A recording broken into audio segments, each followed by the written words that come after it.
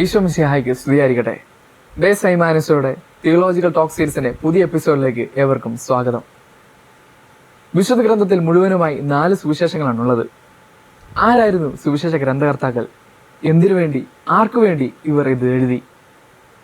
വിശുദ്ധ ഗ്രന്ഥത്തിലെ ആദ്യ സുവിശേഷമായ വിശുദ്ധ മത്തായി ശ്ലീഹായുടെ സുവിശേഷം ക്രിസ്തു വർഷം 70-നും 80-നും ഇടയിലാണ് രചിക്കപ്പെട്ടിരിക്കുക. യഹൂദർ പ്രതീക്ഷിച്ചിരുന്ന മിശിഹ ഈശോ മിശിഹായാണെന്നും ദൈവം വാഗ്ദാനം ചെയ്ത രക്ഷകനും രാജാവും ഈശോ തന്നെയുമാണെന്നുള്ള വലിയ സത്യമാണ് മത്തായി ശ്ലീഹ ഇവിടെ അവതരിപ്പിക്കുക. മനുഷ്യരൂപത്തിൽ രാജാവിനെ അവതരിപ്പിക്കുന്നതിനാൽ മത്തായി ശ്ലീഹയുടെ ചിഹ്നമായി പലപ്പോഴും കണക്കാക്കുക ദൂതനെയാണ്. വിശുദ്ധ ഗ്രന്ഥത്തിലെ 2ാമത്തെ പുസ്തകമായ വിശുദ്ധ മർക്കോസ് ശ്ലീഹയുടെ സുവിശേഷം ക്രിസ്തു വർഷം 60-നും 70-നും ഇടയിലാണ് രചിക്കപ്പെട്ടിരിക്കുക. ആരായിരുന്നു വിശുദ്ധ മർക്കോസ്?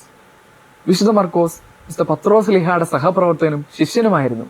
ആയതിനാൽ പത്രോസ് ശ്ലീഹായുടെ സാക്ഷ്യത്തിന്റെ അടിസ്ഥാനത്തിന്മേലാണ് ഈ സുവിശേഷം രചിക്കപ്പെട്ടിരിക്കുക.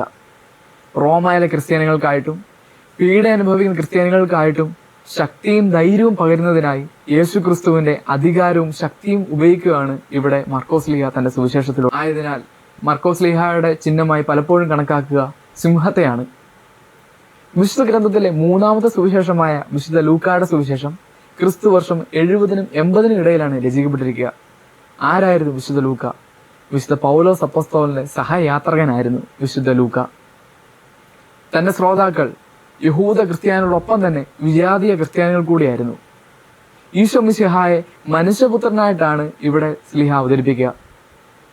തന്റെ ചിഹ്നമായ കാള മനുഷ്യപുത്രന്റെ യാഗവും ബലിയുമാണ് സൂചിപ്പിക്കുക.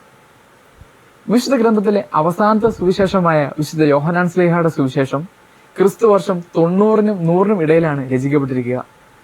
ശ്ലീഹ ഇവിടെ ഈശോ മിശിഹായുടെ ദൈവത്വത്തെയും ദൈവപുത്രത്വത്തെയുമാണ് അവതരിപ്പിക്കുക. ഈശോ മിശിഹായിൽ വിശ്വസിക്കുന്ന എല്ലാവർക്കും രക്ഷ ലഭിക്കുമെന്നും ഈശോ ദൈവപുത്രനുമാണെന്നുള്ള വലിയ സത്യമാണ് ശ്ലീഹ ഇവിടെ അവതരിപ്പിക്കുക.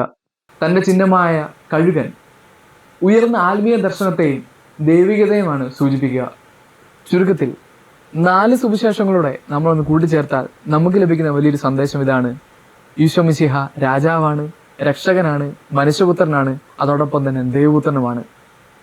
ഓരോ സുവിശേഷങ്ങളും വ്യത്യസ്തപരമായിട്ടുള്ള പശ്ചാത്തലത്തിൽ വിവിധങ്ങളായിട്ടുള്ള ജനങ്ങളോട് സംസാരിച്ചിട്ടുണ്ടെങ്കിലും നമുക്ക് ലഭിക്കുന്ന ഈശോയുടെ ഒരു പൂർണ്ണരൂപം ഇതാണ്: that he is the king of both heaven and earth, and he is the savior, he is the son of man, and above all he is God. Amen.